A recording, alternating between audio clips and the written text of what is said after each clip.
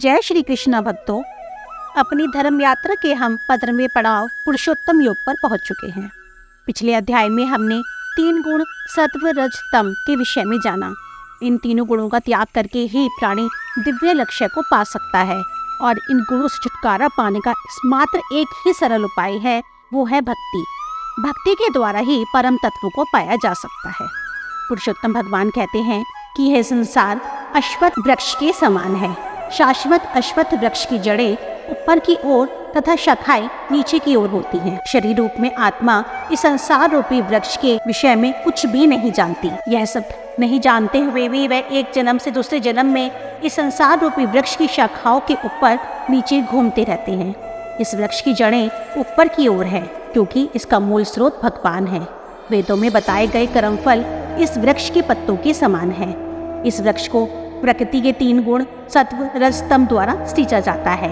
ये गुण ही इंद्रिय विषयों के जन्मों का कारण है, जो कि इस वृक्ष पर लगी कोपलों के समान है। इन कोपलों से ही वायव्य जड़ें निकलकर वृक्ष को अधिक फैलाता है। इस संसार रूपी वृक्ष की शाखाएं व जड़ें ऊपर नीचे सभी जगह पर फैली हुई हैं, अर्थात बीज रूप में ईश्वर प्रत्येक जीव के हृदय में विराजमान है। इस बात को एक उदाहरण से समझते हैं।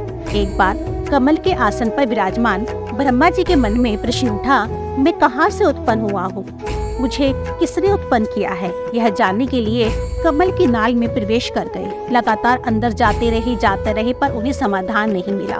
अपना उद्गम स्थान वो प्राप्त नहीं कर सके। निराश होकर वापिस अपने कमल आसन पर आकर बैठ गए और ध्यान में लीन हो गए। हृदय से ध्यान मग्न होने पर ब्रह्मा जी को अपने प्रश्न का उत्तर मिला। परम तत्व को देखा। परम स्वरूप ने उन्हें बताया कि मैं ही सर्वत्र हूँ, परंतु मुझे प्राप्त करने का स्थान हृदय है। मुझे जानना है, देखना है तो अपने हृदय क्षेत्र में ही मुझे ढूंढो।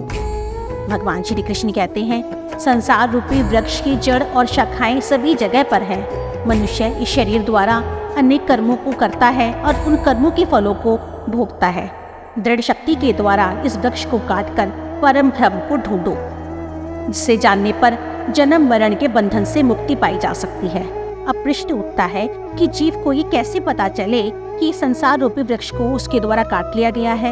इस पर भगवान श्री कृष्ण कहते हैं कि जब जीव मान सम्मान अपमान सुख दुख मोह से परे हो जाता है, किसी से भी घृणा नहीं करता, कामनाएं नहीं रहती, तो वह पुरुष परम तत्व को प्राप्त कर लेता है।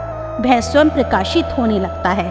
उसे सूर्य चंद्रमा प्रकाश की आवश्यकता नहीं पड़ती। उसे चंद्रमा ही प्रकाशित नहीं करते, बल्कि वह स्वयं प्रकाशमय हो जाता है। वही परम धाम है।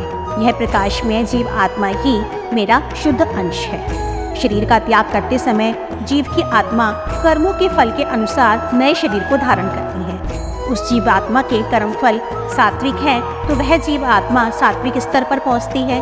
कर्म फल राजसी है तो मध्य स्तर पर, कर्म फल तामसिक है तो वह नीच योनियों पर।